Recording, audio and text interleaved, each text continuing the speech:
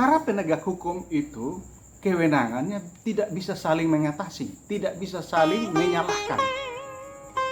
Dari tanggapan saya dari LKBH Fakultas Hukum Undana, kita menggunakan pendekatan sistem peradilan pidana di Indonesia yang diatur dalam KUHP, kemudian dilengkapi juga dengan undang-undang advokat dan undang-undang bantuan hukum untuk profesi advokat dan bantuan hukum itu, maka kita akan melihat bahwa di dalam sistem peradilan pidana di Indonesia itu ada subsistem penyidikan, ada subsistem penuntutan, ada subsistem pengadilan, ada subsistem pemasyarakatan, dan ada subsistem advokasi.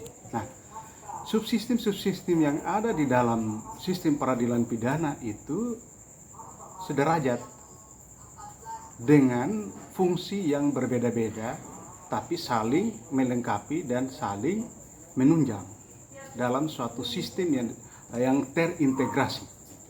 Dalam artian, kerja yang dilakukan di dalam fungsi penyidikan, dalam fungsi penuntutan, fungsi pengadilan, pemasyarakatan, dan advokasi itu tidak bisa saling menyalahkan, tetapi justru saling menunjang, saling melengkapi.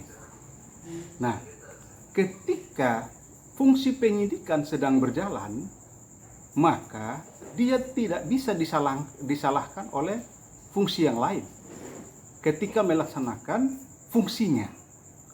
Kalau ada oknum yang melaksanakan malfungsi, itu ada prosedur hukumnya sendiri, baik secara internal dalam profesinya, ataupun kalau ada indikasi pidana, maka diproses sesuai dengan hukum acara pidana yang berlaku dan pasal pidana yang bisa dikenakan kepada dia. Begitu juga ketika fungsi penuntutan sedang berjalan, maka itu tidak bisa disalahkan oleh fungsi yang lain. Kalau ternyata fungsi penuntutan itu melampaui batas kewenangan atau melakukan malfungsi, baru dilihat aturan mana yang bisa dikenakan sesuai dengan sistem peradilan yang berlaku dan pasal pidana yang bisa dikenakan untuk itu. Begitu juga sampai pada pengadilan dan pemasyarakatan maupun pada advokasi yang dilaksanakan oleh advokat profesional. Nah, khusus berkaitan dengan advokat profesional itu memang diatur tersendiri dalam undang-undang. Beda dengan 4 fungsi yang lain yang diatur di dalam satu undang-undang yang namanya Kitab Undang-Undang Hukum Acara Pidana, kemudian dilengkapi dengan undang-undang sektor masing-masing. Advokasi itu hanya garis besarnya diatur di dalam KUHP, tetapi rinciannya diatur dalam 2 undang-undang, Undang-Undang Advokat dan Undang-Undang Bantuan Hukum. Dan status daripada advokat itu bukan status pegawai negeri, bukan status pegawai negeri, tetapi dia statusnya partikelir. Namun kedudukan secara hukum dalam sistem itu setara dengan 4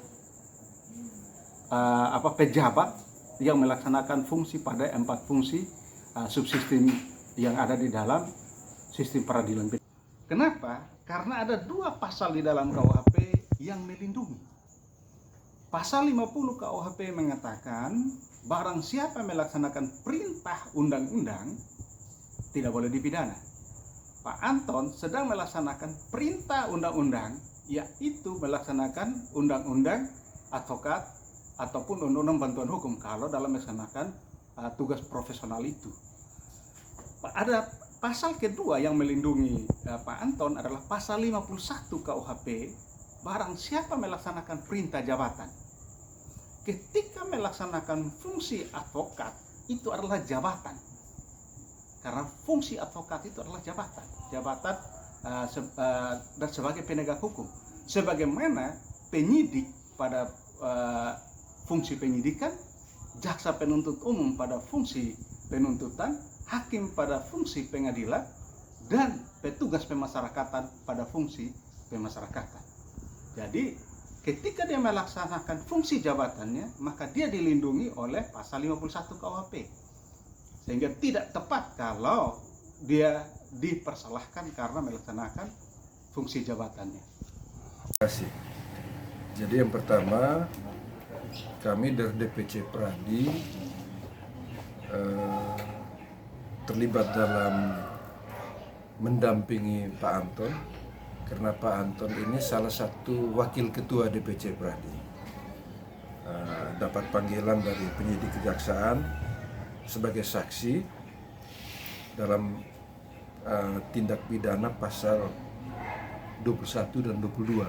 Oleh sebab itu, sebagai ketua pimpinan organisasi dan sekretaris, kami memberikan pendampingan kepada Pak Anton untuk nantinya diperiksa hari Senin, karena Pak Anton ini adalah advokat yang bernaung di bawah Pradi DPC Kupang dengan jabatan sebagai wakil ketua.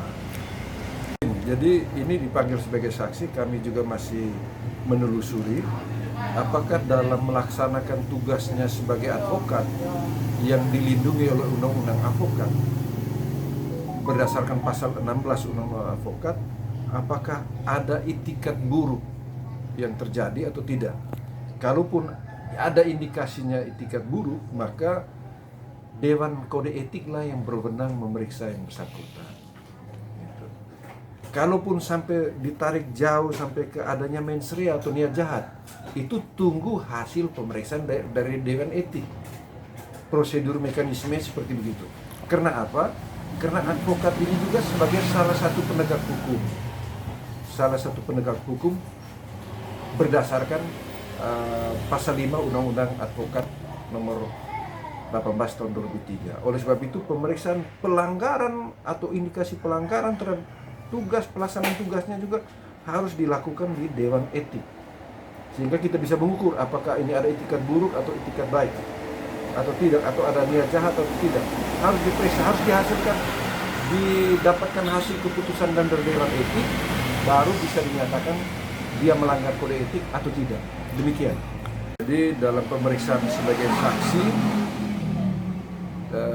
Pak Anton telah memberikan kuasa kepada pengurus Dewan Pengurus Cabang Pradi Kupang, di mana bernaung sekitar kurang lebih 230 advokat untuk mendampingi Pak Anton. Tapi kami dalam surat kuasa, kami pengurus inti saja yang mendampingi Pak Anton, karena pertimbangan ini COVID, ada pandemi COVID, jadi tidak boleh terlalu banyak orang berkumpul untuk melaksanakan sesuatu. Demikian.